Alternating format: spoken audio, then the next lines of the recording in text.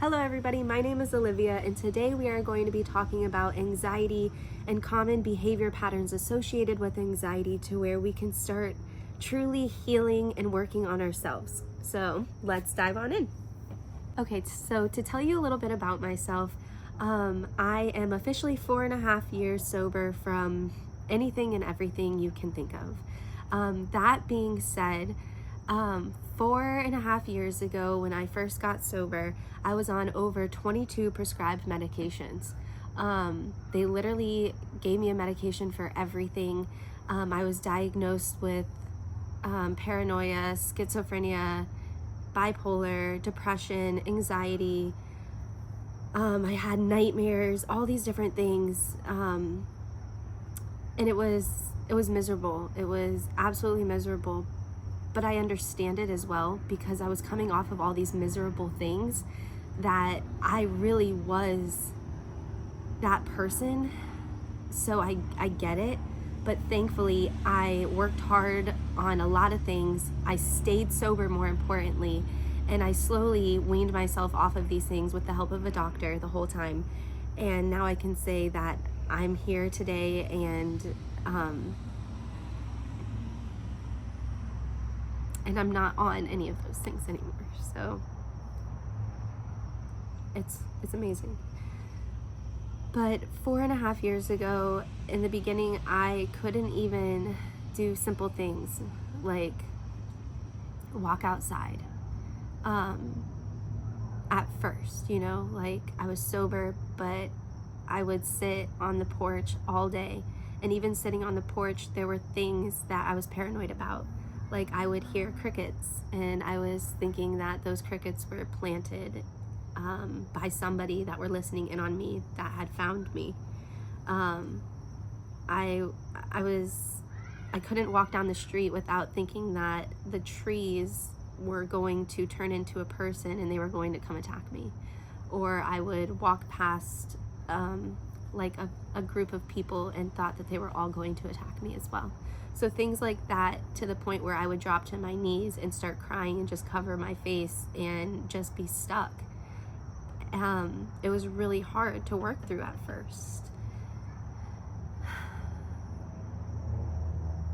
But as time went on, and the more I learned about how to deal with anxiety and panic attacks and how to work through that, it got easier and things got better.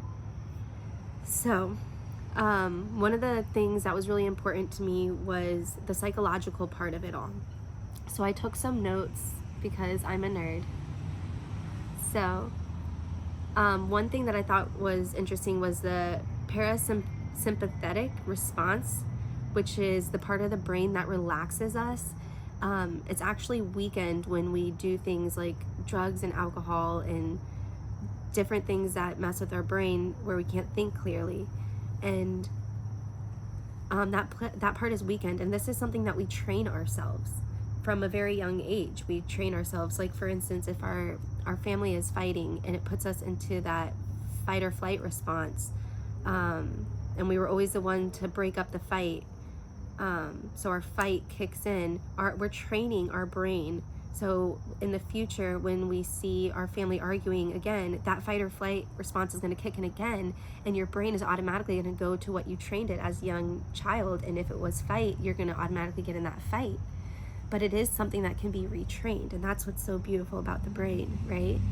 Is you can work on these things and change it if you want to. And it's not easy, or everybody would do it. But if you put in the time and the work, it can happen.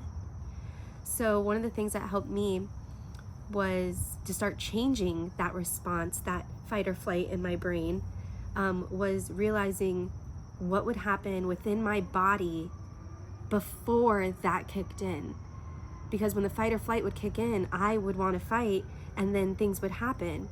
So like I would get angry, I would fight, I would throw things, I just couldn't see, things would get blurry. So it's like, what was happening with my body beforehand, so I can stop the reaction and start working on that. So I had to start recognizing things. For instance, when the anxiety would start building up, I would notice my hands would get sweaty, my vision would get blurry, almost like tunnel vision. My heart would start pounding out of my chest. I would get really fidgety and I couldn't sit still. When I started noticing all those physical things starting to happen in my body, that's when I knew, okay, my anxiety is starting to go up. And when my anxiety goes up, my fight or flight kicks in, and I usually want to fight. So how can I stop this? And it was by starting to realize those things. So when I would start realizing those things, I would be like, okay, now what? I feel those things happening in my body. I know what could happen. Now what do I do to stop the in-between? How do I start breaking that? And one of the main things that I really helped me in the moment when you're like 0 to 100. Now, if we're talking that, one of the main things was breathing instantly, because you're not breathing when you're in the fight or flight. You're holding your breath. You're tensing up, right? You feel that like, oh, you're tensing up. You're holding your breath. So you have to start telling your brain, okay, breathe, breathe, breathe. Take a few breaths, because then you're sending that oxygen to your brain and you're allowing your brain to think. So that's the first step. And it sounds so minor, but it's so important, especially, like I said, from that 0 to 100 moment. You need to breathe. So you breathe. Once you breathe, okay, what's next? Okay, don't say your first response. If it's an argument, don't say your first response. Just wait, think. Say maybe your fourth or fifth response, right? Now, if it's something where you're paranoid or whatever, breathe. I like the 5, 4, 3, 2, 1, where it's like 5 things that you can see immediately, to where you're getting your brain focused on something else. So if it's like paranoia, for me, it was like, oh my God, like in the moment I'm about to have a panic attack and have like, I felt like a literal heart attack.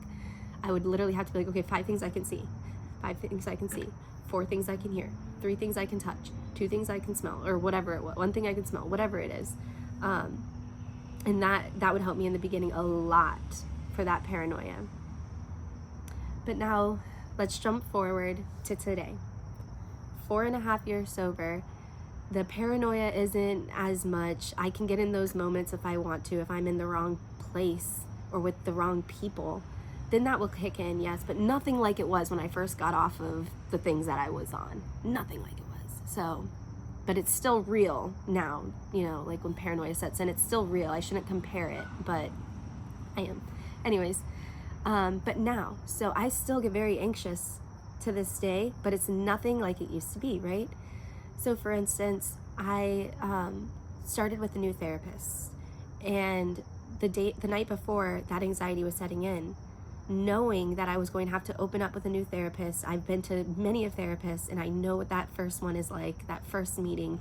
And it's like, okay, that night I just couldn't sleep. The anxiety was setting in, my heart was racing, all these things. So I had to breathe. I had to listen to music. That's another good one for me now. I had to listen to my Bible, or read my Bible, journal, things like that. Then I was able to fall asleep. Then the next day, when it was time to get dressed to go, it was like, I'm not going. My anxiety's through the roof. I don't want to talk about my history. I don't want to talk about my childhood. I don't want to talk about my traumas. I don't want to meet this lady. My hands are going to be sweating when I go to shake her hand. All these thoughts. And it was like, okay, stop.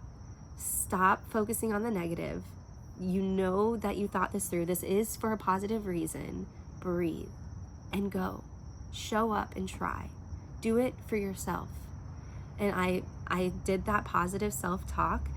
I went there. I gave myself praise in front of her. I was like, I almost didn't even show up. And she reminded myself of that the next time I seen her was, because I was like down in the dumps the next time. I was like, I don't know this, I don't know that, what's going on? And she's like, you do know, you're strong. You do know that you need what you need to do. You're here. You showed up when you didn't want to show up.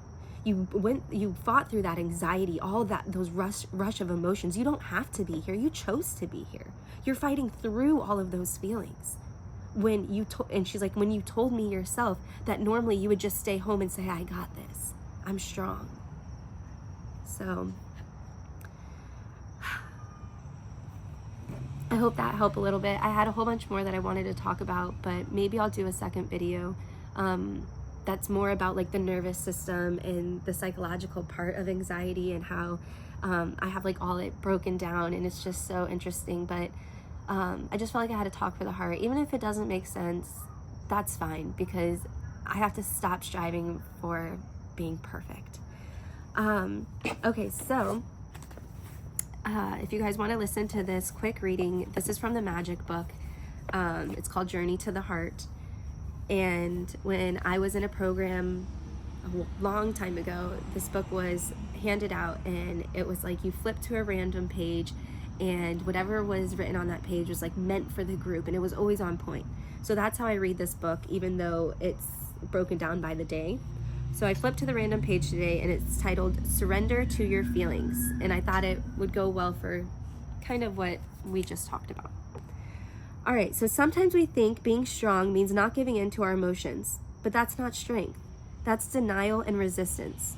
Real power comes from being vulnerable enough to feel whatever we feel. Keep going, we tell ourselves. Don't give in. This will pass. But the only way to pass through these times is by feeling what we feel. The longer we fight and resist our emotions, the longer the situation will continue that is triggering them. We may not see the lesson until we feel the feeling.